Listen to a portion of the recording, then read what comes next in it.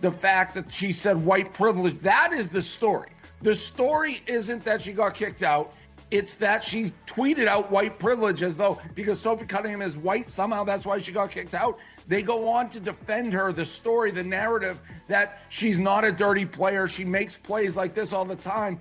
I put together a little clip of DiJonai Carrington, who is definitely one of the dirtiest players in the WNBA. I don't know if we can roll it, but she's taken her long fingernails. She's scratched Caitlin Clark's eyes out. She's had multiple instances of chasing people down from behind, trying the same swat and smashing them in the head and causing mini fights. She pulled another girl's hair. I don't know if we'll get to that clip in a second when she's falling. Totally dirty play. This is not a skin color thing. She has a history of making dirty plays, and it's fine. The NBA, you can be a rough and tumble league. Now, where this thing gets absolutely bananas is when you start making it into a race and culture war, and the people talking about it are not mentioning 99% of the time that she went back and tweeted white privilege. White privilege how? The real controversy here goes far beyond one hard foul or one decision involving DiJonai Carrington.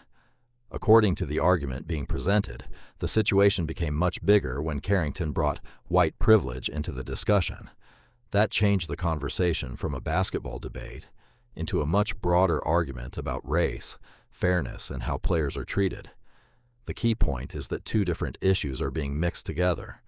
The first is what actually happens on the court. The second is how people interpret those incidents afterward.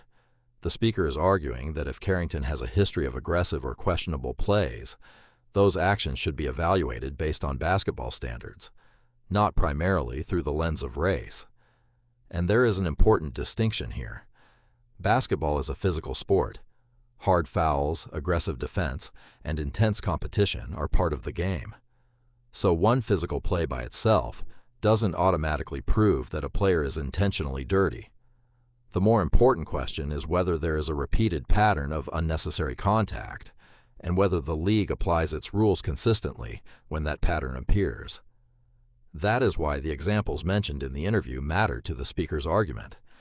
They are being used to suggest that the current controversy shouldn't be viewed as an isolated incident.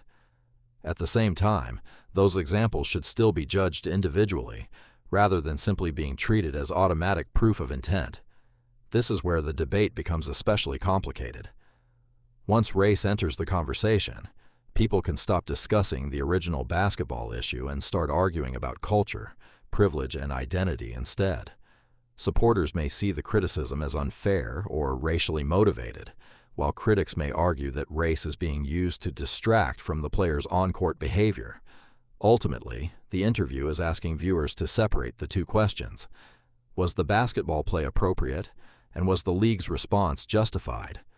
Those questions can be examined without automatically turning the entire situation into a racial argument. And that's really the heart of this controversy. It's not simply about whether Carrington plays aggressively. It's about whether the same standards are being applied consistently, whether repeated physical incidents deserve closer scrutiny, and whether the conversation surrounding those incidents is being driven by what happened on the court or by the much larger cultural debate that followed.